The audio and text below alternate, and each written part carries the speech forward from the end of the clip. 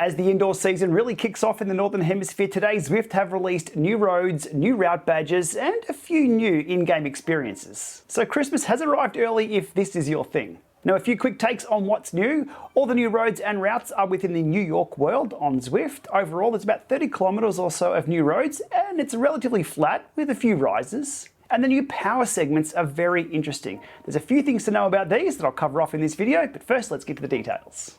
Okay, first up, let's have an overview thanks to the map posted over on ZwiftInsider.com. Now, these roads are all south of the existing New York map, and Zwift Insider have identified 7 sections of the new roads. So first of all, we have Subway 1 into Times Square, Subway 2, which is City Hall Station. Then we have Manhattan Bridge and Brooklyn Bridge. We have Subway 3, which is Brooklyn, and we have Prospect Park.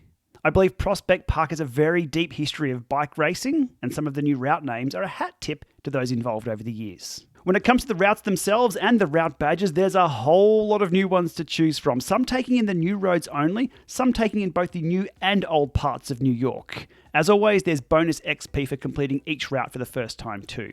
The route green to screen has been identified as being the best route to see almost all of the new roads released today in one ride. So that's what I've chosen for my first spin. I was offered early access to these new roads, but I much prefer to ride these first when there's others on course and to compete against them on these new power segments. And speaking of, let's have a look at power segments. Now, these appear at the end of each subway or near the end of each subway. They are marked on the minimap, but not on the minimap elevation profile like the other segments for sprints and KOMs. Power segments are timed sections of 5 seconds, 10 seconds, or 20 seconds, and they're measured in average watts, so raw power for the designated duration. And as such, these are definitely something for the more bigger, powerful riders to aim for. Now, similar to other in-game segments, there's a leaderboard, personal bests, even a power jersey if you reach the top of the table for that segment. Another thing to note is that leaderboards for each time, 5, 10, or 20 seconds, are unified for every 5, 10, or 20 second section on the world that you're riding in. So the average watts that I set for the previous 10-second segment also show up here on this 10-second segment.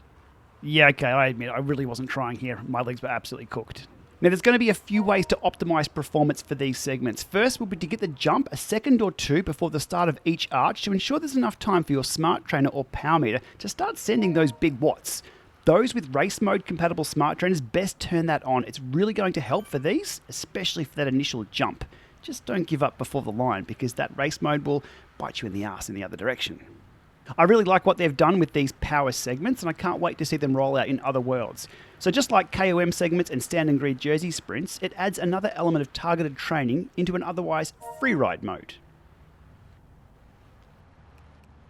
Now onto the escalators that you may have seen. They're an in-game assistance mechanism. Now the sim gradient can still be felt, but you give it a nice sling up these crazy steep gradients. Look, nobody wants to be riding a 19% sim grade on what is an otherwise relatively flat course.